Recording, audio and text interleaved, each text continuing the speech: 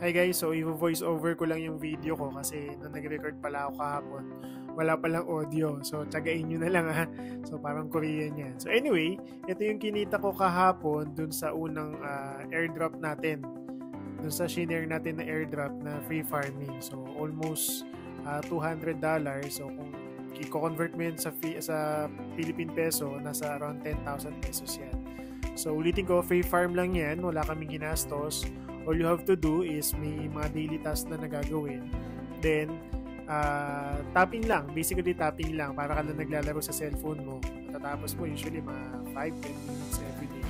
So, ganun lang ang gagawin mo. Then, the rest of the instructions, meron akong ginawang group chat.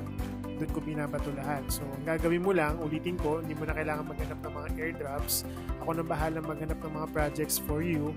All you have to do is do your part. So, maglaro ka lang everyday, mag-tap ka lang everyday, then eventually, kapag na-list yung mga coins na mino-workout natin, automatic pera na yan.